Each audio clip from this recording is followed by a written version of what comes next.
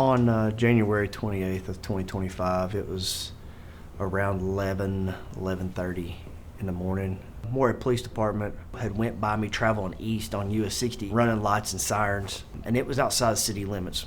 I went ahead and started going that direction in hopes that we would be able to get some information on where I needed to go and what was going on. At that moment, I'd received a phone call from Deputy Robbie Duncan with the Round County Sheriff's Office. He told me that there was a domestic on Buffalo Branch and that a female involved had been stabbed by the male involved. I pulled in the driveway, I got out. I went up and approached the lady and the other officers on scene. I asked them what was going on, and she informed me that a Thomas Crouch was inside the residence and her friend Kim Kidd was inside the residence. He had stabbed her and that she was hurt, and that he told them that if law enforcement showed up, that he would kill her and law enforcement both. What you got? Who's at knife point? Yes, Thomas Crouch. He said if the cops showed up, he'd stab her to death. Shortly after her explaining all this to me, she confirmed that Mr. Crouch was still in the residence, along with Miss Kidd.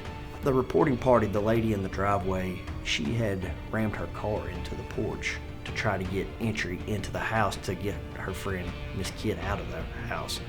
So while we were getting up on the porch, we had to go around this car, which was ran into the steps. And we got up on the porch, and it was a real small porch, and it was connected. The residence was a single wide mobile home.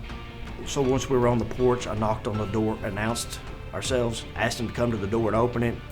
I remember him telling us no.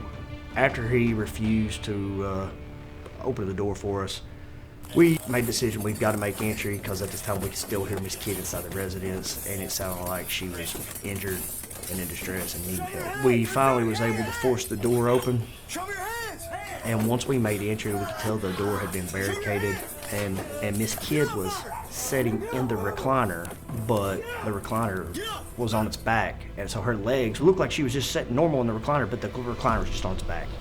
And I saw blood down her leg, and I could see blood around the floor, so I could tell she had been injured.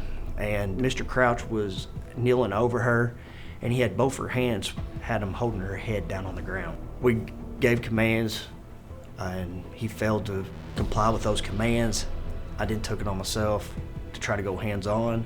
I reached over and grabbed him, tried to lift him off of her, and when I lifted him off of her, I noticed that there was a knife on the counter, a big butcher knife.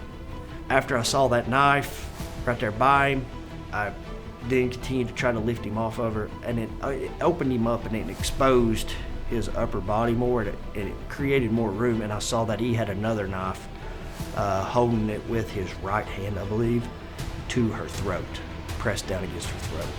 At one point he looked up at me, and then he looked right back down at her, and when he looked down at her, I believe at that time that Mr. Crouch was going to kill Miss Kidd, and I made the decision to fire my weapon to save Miss Kidd's life. After the 2 rounds were fired, Mr. Crouch rolled over to the left. We got the chair that Miss Crouch was in, slid the chair and Miss Crouch over to the side. Other units on scene started attending to her. I then, trying to do life-saving measures on Mr. Crouch, began chest compressions. Mr. Crouch was took out of the residence. They took him to the hospital, where he was later pronounced deceased from the gunshot wounds. And Miss Kidd, she was transported to St. Clair Hospital, where she was treated and later released.